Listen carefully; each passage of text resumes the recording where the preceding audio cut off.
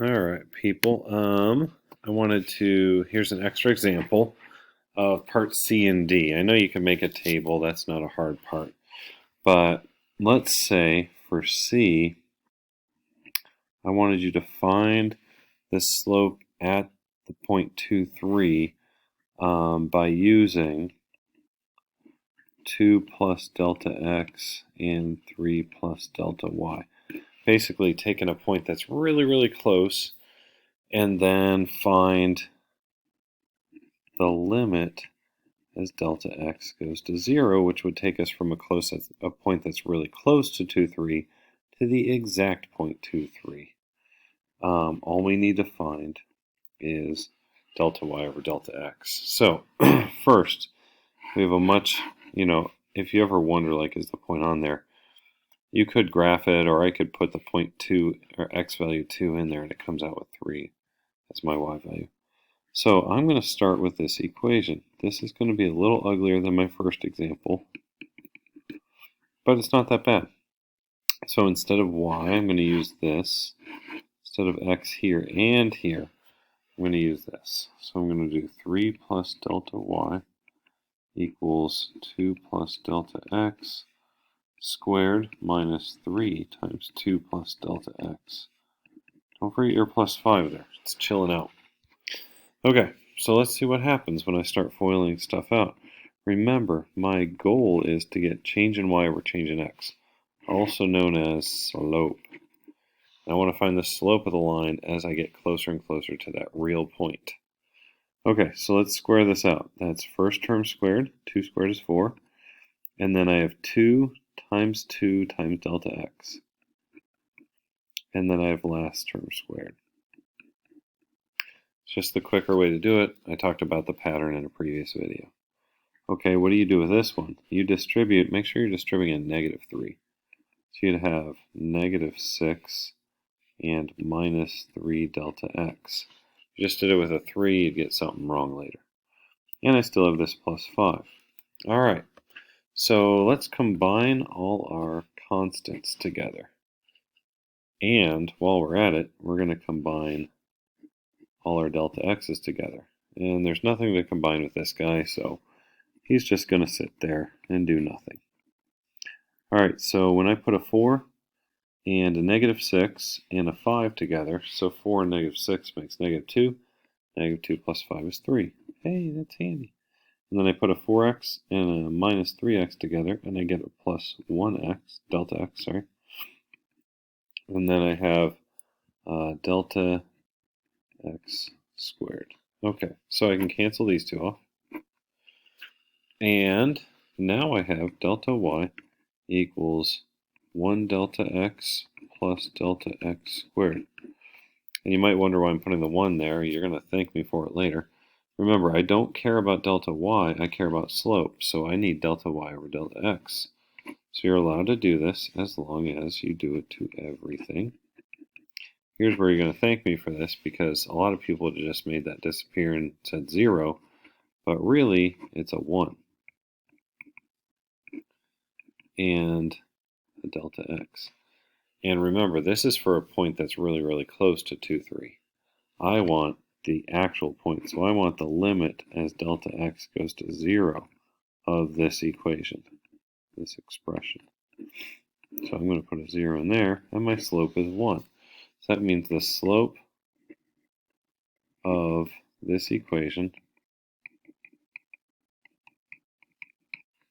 at 2, 3 is 1.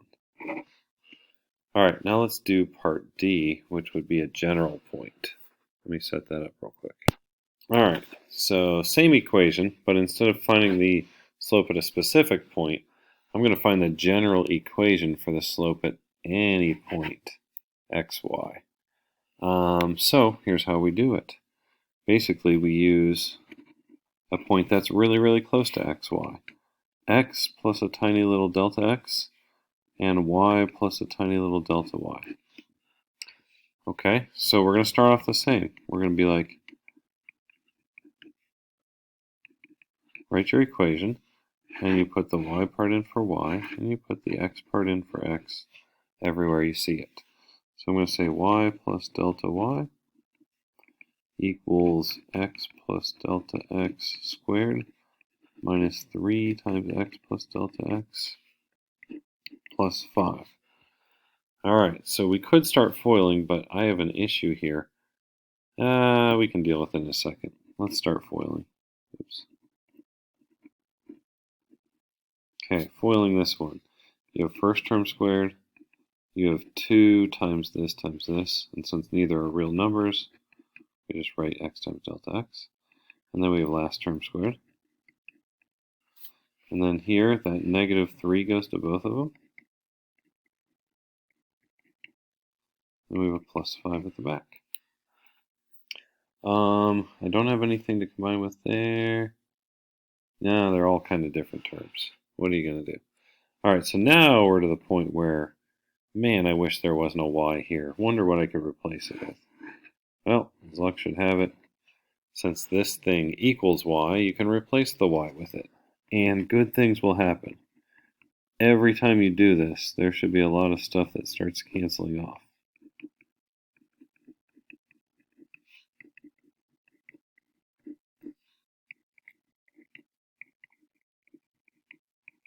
Okay, so I just rewrote everything.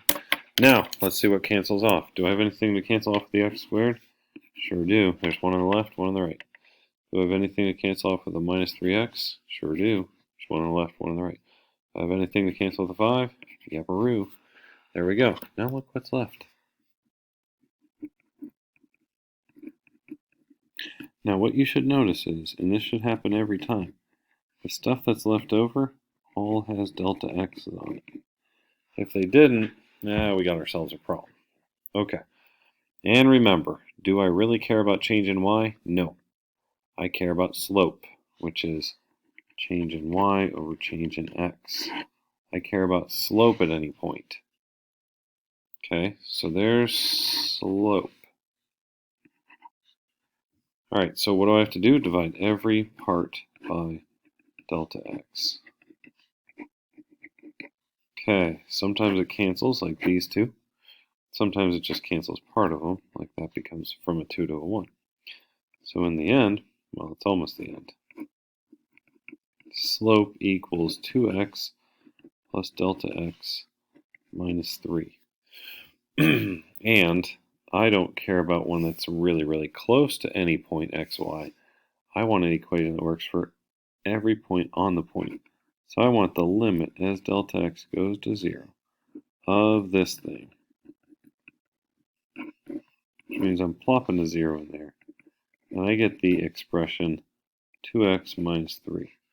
Which means if I wanted to find the slope at when x was 5, I would just plug a 5 in there. What's the slope when x is 5? I have no idea on this crazy looking parabola.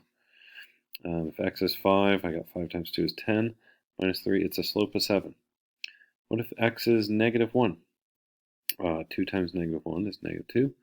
Minus 3 is negative 5. I have a slope of negative 5 when x is negative 1. Let's see if it works for our old one. Remember when we had 2, 3? Well, at the point 2, 3, I would plug a 2 in there. 2 times 2 is 4. Minus 3 is 1. The equation works for everything, because remember, we got a slope of 1. So this equation finds the slope at any point on the equation y equals x squared minus 3x plus 5. This works for any problem. It's crazy. It seems like a long way of doing it. We're doing some algebra trickery, but it works on radical problems. They'd be a lot like your limit radical problems. It works on fractions. It works on tons and tons of problems. So you need to practice this. It's not easy at first. I gave you 2 problems for homework, and they work pretty similarly to this. It's not always x squared. If you had x to the third, you do the same thing. You just have more foiling here. It's irritating, but all right. Hopefully that helps on parts D, C, and D, which are the harder parts. All right. Talk to you later.